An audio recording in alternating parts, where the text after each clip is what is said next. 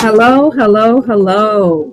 You know, summer is that time where many educators take stock and are very concerned about a very particular thing.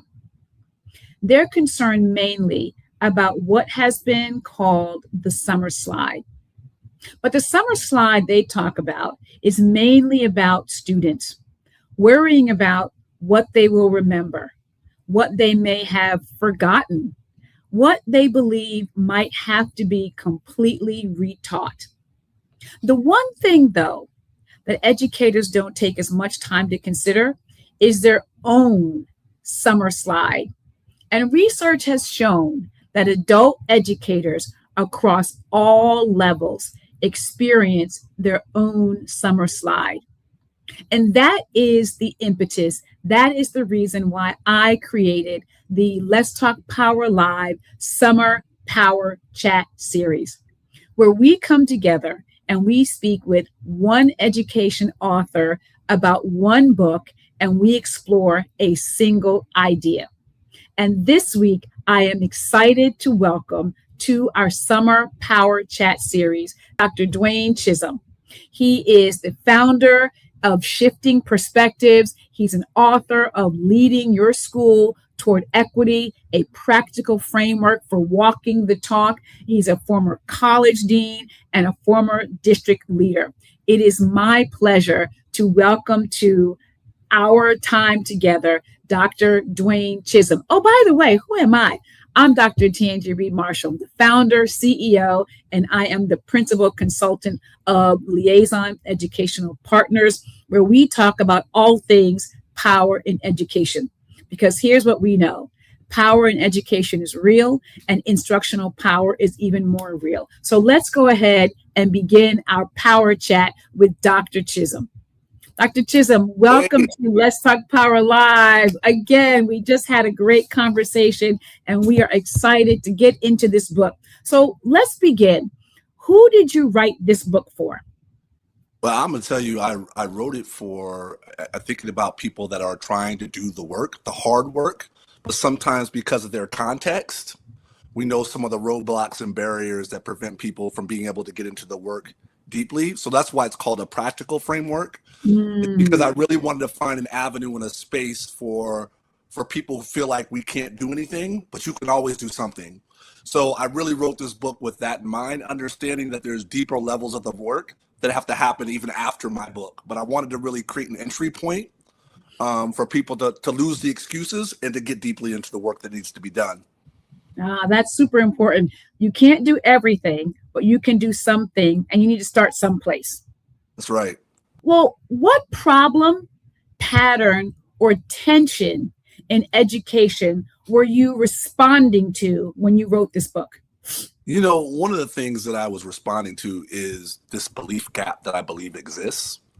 I think part of, we can't curriculum our way into equity. We can't culturally proficiency our way into equity, right? And I think there's a real disposition that we need to have people around their mindset and frame of mind in which how they approach the work, but how they view students, and when you talk about power, there's a lot of power we possess in just how we perceive things that happen to us every single day.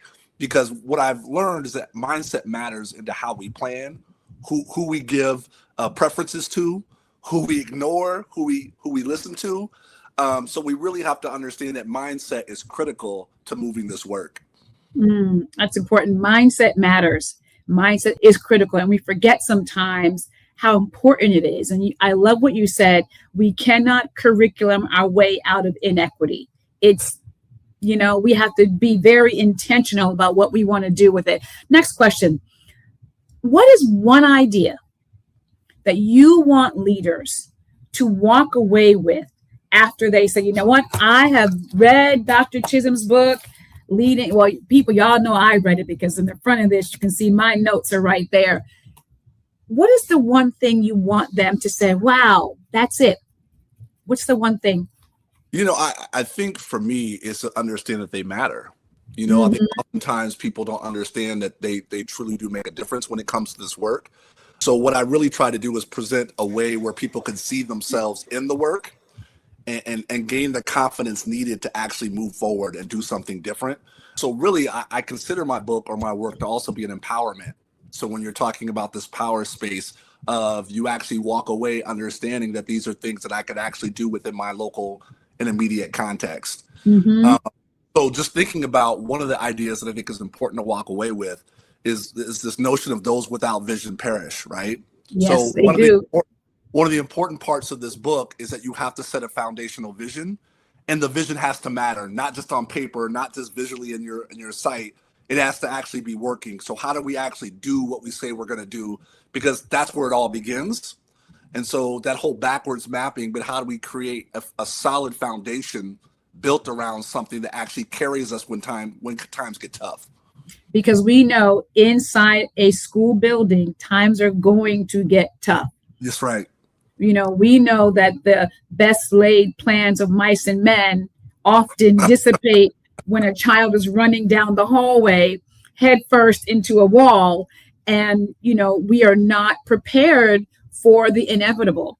And the idea that you have to have a foundational working vision, I believe often escapes people.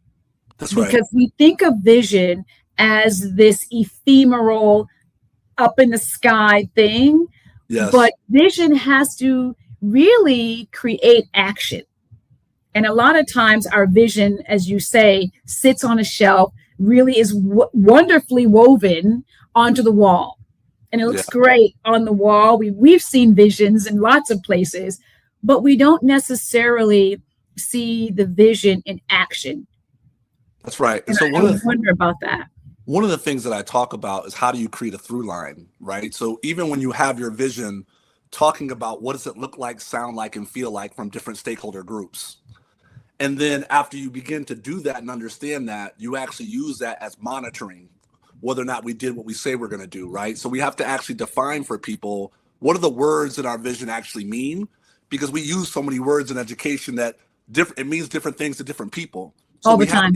We have to get some coherence around what is it exactly that we're saying and what is it that we mean by this statement, and what does this action look like if we actually carry this forward?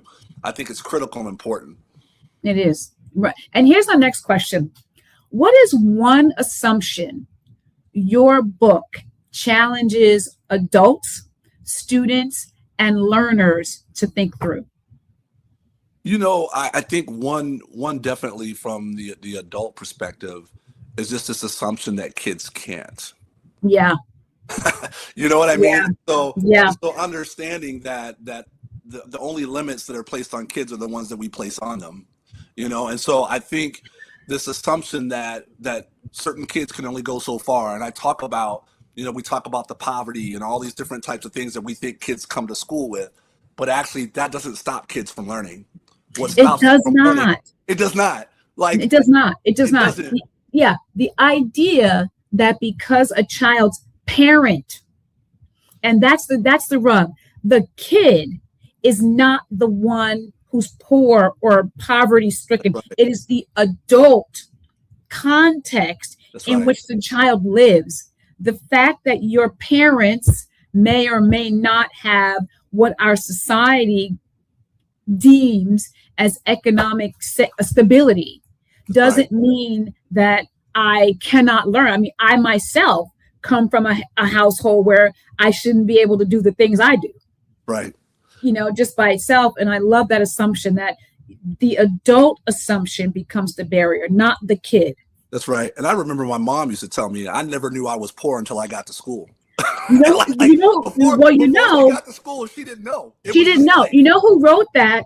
Dick Gregory. He has a short story in his autobiography, and the title of the short story or the chapter is "Not Poor, Just Broke," where he says the exact same thing. He did not know that he was poor until he got into school, and a teacher, unfortunately, brought to his understanding that he was a child who couldn't support or could not contribute because his parents were in a particular economic situation. That's right. Wow. That's And cool. I think the other piece is we have to understand that we have a responsibility to not put those types of thoughts and ideologies in kids' minds because it sticks with, Mhm. you It know, does. I've got It things does. I heard when I was in school that still stick with me as an adult. So we have to understand we have a responsibility to check our own self and check our beliefs that we bring to the table as we work with kids. Yeah, absolutely. So as educators, and for me, an educator is one at every level, but you talked about leading the work. As education leaders, even though it's July, we know that back to school is basically tomorrow. So, as these leaders begin to prepare for August, what is one idea from your book they should not leave behind? I think I'm going to go back to the mission and vision. I think sometimes each year we make the assumption that because we did it when we first came into our building, we don't Right, visit that every year. And I like what you talked about with the summer slide, right? I think you always have to bring people back to why we show up every day and why we do what we do, right, because that's what gets people to push through those difficult moments. So I would say, as leaders are getting back to the start of things, I think you have to go back to why do we show up? What's our purpose? And let's talk about how we're going to reach those goals throughout this year and how we're going to be intentional and build some coherence around our mission and vision and making sure everybody understands and is on board. got it. That makes total sense. Keep going back to your mission and vision and your why, making sure it is actionable, making sure it is measurable. I don't want to get cliches and go into smartness of it all, but really, and I wonder too, Dwayne, well, I'm going to say Dr. Chisholm, but Dwayne, Yep. how important is it for every single person in the building? And when I say every person, I mean every person in a building to really know the vision. I think it's critical. I think when people understand, one of the things I love that Inky Johnson talks about is people don't burn out because of what they do. They burn out because life makes them forget why they do it. Ooh, So when you think about people getting burnt out, they're burnt out right. because they forget why they're there. Why they're doing So it. we have to be super intentional and hyper focused on how do we keep people focused on the main thing. So that's when you prevent some of those other mission creep things from popping up and popping in. Is because if we're clear about our purpose, we tune out everything else that gets us off that path. Right. So I think it's really critical. And sometimes, like you said, it becomes cliche or sometimes we overlook it, but it really Mhm. does matter to everything that we do. And every person along the way, right? Yes. Every person. Last question before we wrap up. As you know, my work is around power and education and how power is a filter through which most, if not all, decisions in education are made across all of the ways in which we make decisions that impact children. As you think about the idea of power, the position, the ownership, the work, the environment, and the relationships, what is a power move that educators might glean? And I know you're going to go back to vision, but is there another power move education leaders can take from your book? I think that, one is just practicing transparency. I That's think, there's power in communication. I think a lot of where you think about where things go awry or break down is because of the lack of transparency or lack of communication. So everything, even in the book, it talks about how do we lay the right conditions. Well, part of it is how do we make sure we get student voice, stakeholder voice, but also how do we make sure we communicate and articulate the path that we're actually on. So I think one of the things that leaders can begin to do is begin to understand what is it that people need to know, and how do we make sure that they're clear and they understand it. Because Mm-hmm. sometimes we make a lot of assumptions about communication that has or hasn't happened, but it takes us off the path. It absolutely does take us off the path, that transparency. Well, folks, that is another episode of our Let's Talk Power Live Summer Power Chats. Thank you for your time today, folks. Here is Dr. Chisholm's book. It is Leading Your School Toward Equity, a practical framework for walking the talk. If you want to get a copy of this book, it is available wherever books are sold. You can find him on LinkedIn. You can find him on Instagram. Please follow him. Please get his book and begin to walk the talk. Dr. Chisholm, thank you, and we will see you again soon. All right. Appreciate it. All right.